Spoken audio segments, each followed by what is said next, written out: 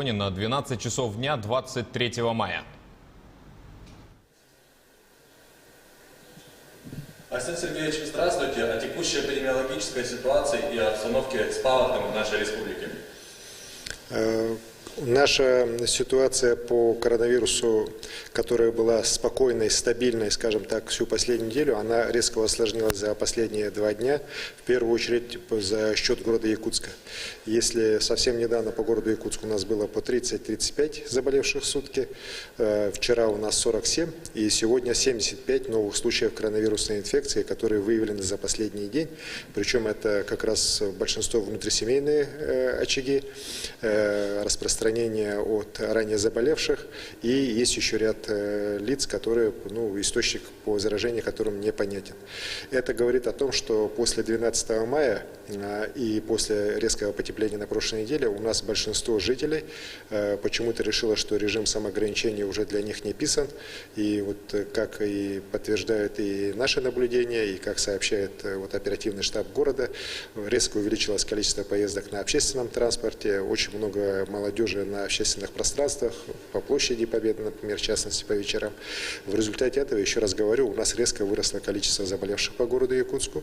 Во-вторых, у нас резко выросло количество заболевших детей. У нас сегодня около 176 детей, заболевших коронавирусной инфекцией. Это уже почти 16% от общего числа инфицированных за все время. Очень большая цифра. Поэтому мы провели сегодня совещание республиканского оперативного штаба. Я разговаривал также и с главой города. Будут усиливаться меры по соблюдению всех тех ограничений, которые были уже приняты ранее. То есть уже по объектам торговли крупным принимаются решения, что лица без масок туда допускаться не будут покупатели. На одном торговом предприятии в зале на одного покупателя должно приходиться не более 4, точнее не менее 4 квадратных метров торговой площади, и остальные должны уже ждать на улице так, если в зале находится достаточно большое количество покупателей. В общественном транспорте без масок проезд запрещен. Лица, которые едут в общественном транспорте без масок, должны водителями высаживаться без дополнительных объяснений, потому что они на самом деле нарушают право на безопасность, право на здоровье других пассажиров. Также будут усиливаться меры, контроль за соблюдением мер со стороны органов внутренних дел в части наложения административных штрафов, в части нарушения масочного режима и нарушения режима самоизоляции теми лицами, которые обязательно должны его соблюдать. Здесь тоже мы фиксируем до 30% нарушения теми лицами, которые должны режим самоизоляции строго соблюдать. Друзья, надо понимать, что, еще раз говорю, несоблюдение этих достаточно простых на самом деле мер приводит к тому, что заболеваемость по Якутску идет вверх, соответственно, показатели и по республике идут вверх так по заболеваемости, по коэффициентам инфицированности, и, соответственно, о снятии мер ограничения мы в ближайшее время, по крайней мере по городу Якутску, говорить вообще не можем. Потому что ни одно из тех требований, которые должно быть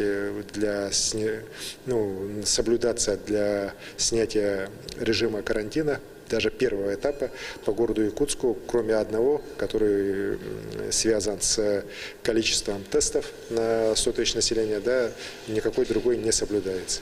Поэтому здесь работу надо будет усиливать, и я очень надеюсь, что все-таки и жители города Якутска проявят благоразумие и проявят ответственность за свое здоровье, здоровье своих родных и близких.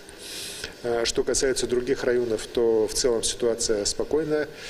Есть у нас карантин по салбанцам, но здесь анализы уже взяты, обработаны. У нас там порядка 40 инфицированных.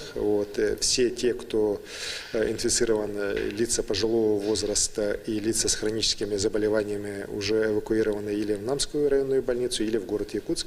Оставшиеся на месте получают амбулаторное лечение. Там бригада врачей, 6 человек, медиков работает. Также работает там на месте для поддержания режима карантина бригада органов внутренних дел. Теперь по паводковой ситуации, она у нас сегодня стабильная. Вот, паводок находится по Колыме ниже 150 километров от Черского.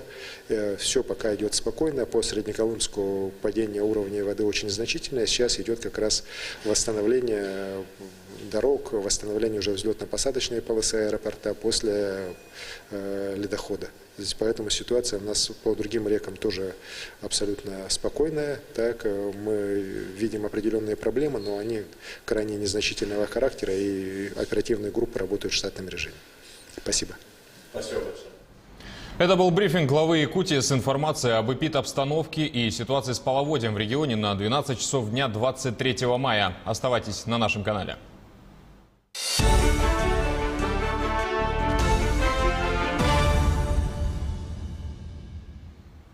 Уже свыше 6 тысяч вахтовиков вывезли с Чиендинского месторождения в Якутии. Таковы данные регионального оперативного штаба. Накануне 50 рабочих вылетели в Иркутск, 84 по маршруту Талакан, Казань, Москва.